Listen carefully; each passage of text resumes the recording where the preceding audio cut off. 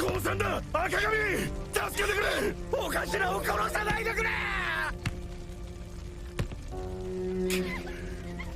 おいエマあれ持ってこい早く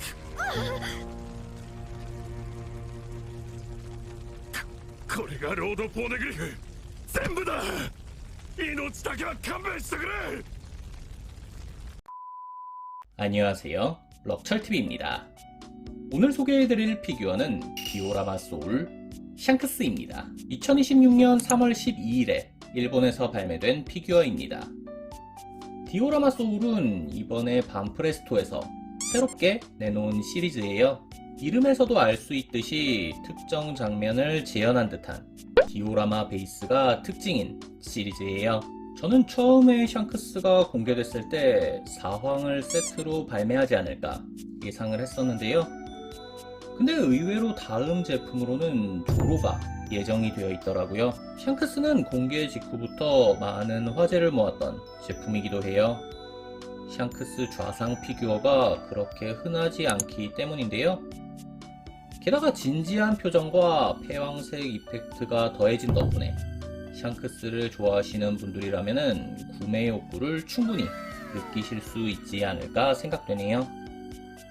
그럼 지금부터 바로 언박싱을 시작해보겠습니다. A few moments later. 경품 피규어치고 파츠가 진짜 다양하네요.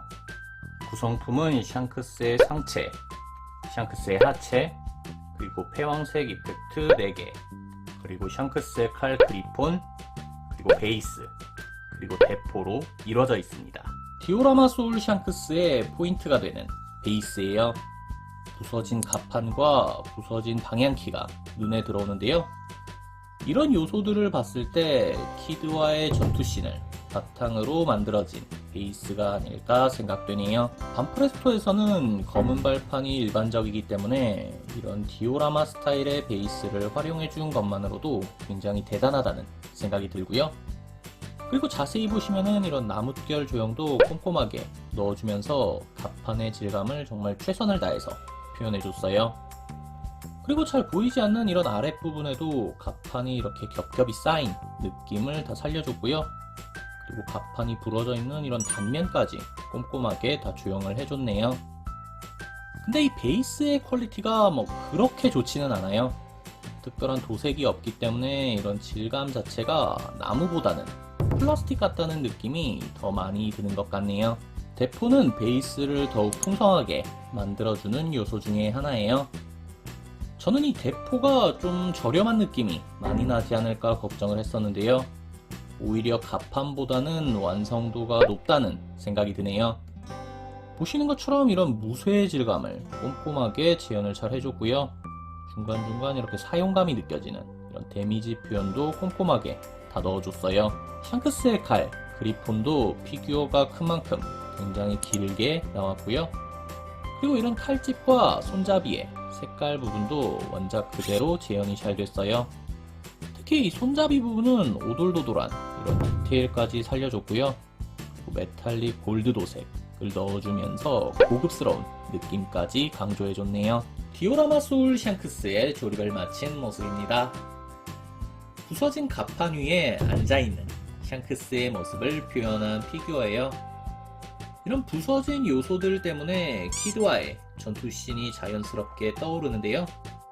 근데 키드와의 전투씬을 그대로 재현했다기보다는 그 장면을 재해석한 조형이라고 생각되네요. 정확한 높이는 가장 높은 패왕색 이펙트 끝까지 23cm입니다. SOC 조로와 크기 비교를 한 모습입니다. SOC 조로가 스케일이 결코 작은 피규어가 아닌데요. 지금 디오라마 소울 샹크스가 SOC에 꿀리지가 않네요.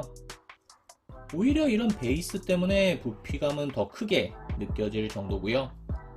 그렇기 때문에 SOC 중심으로 좌상 피규어 모으셨던 분들은 이번 디오라마 소울 샹크스의 구매를 고려해 보시는 것도 좋을 것 같네요. 신사왕 샹크스와 크기 비교를 한 모습입니다.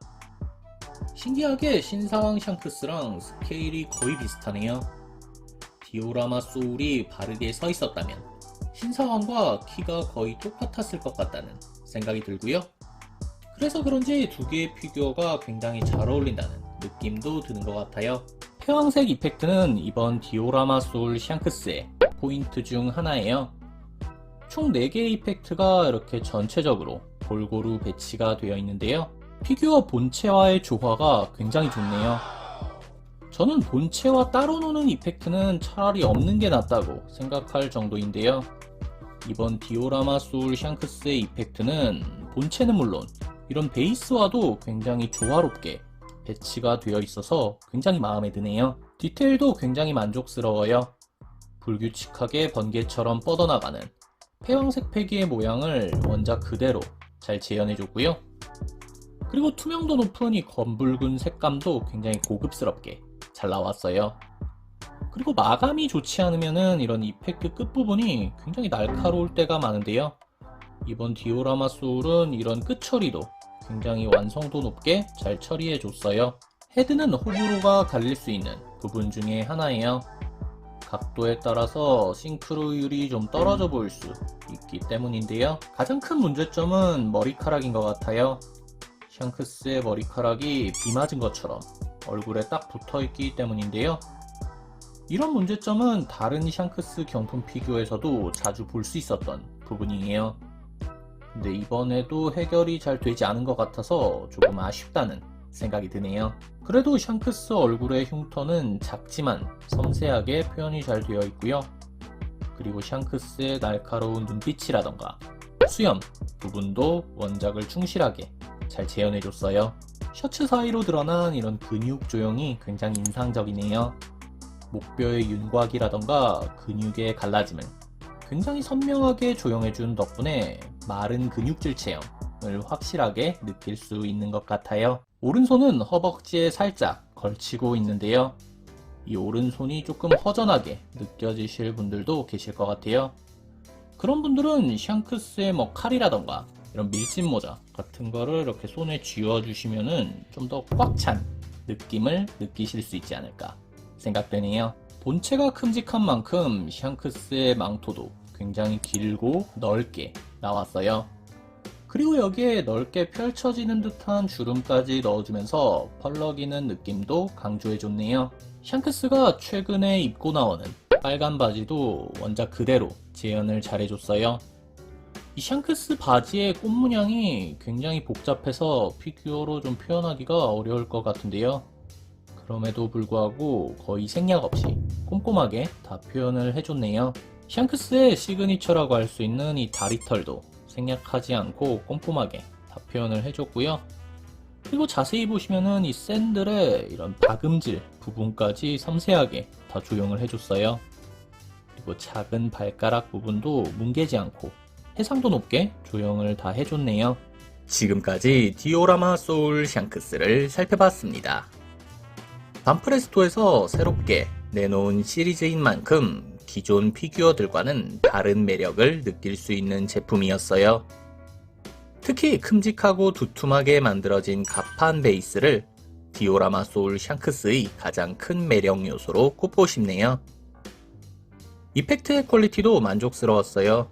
원작을 충실하게 재현한 모양과 투명도 높은 재질은 가격 대비 훌륭한 퀄리티를 보여줬다고 평가하고 싶네요. 더불어 이펙트가 본체뿐만 아니라 베이스와도 자연스럽게 조화를 이룬 덕분에 높은 완성도까지 느낄 수 있었습니다. 다만 각도에 따라 인상이 조금씩 달라지는 헤드는 디오라마 소울 샹크스의 단점이 될 수도 있을 것 같네요. 오늘 리뷰는 여기까지입니다. 재밌게 보셨다면 구독, 좋아요 부탁드립니다.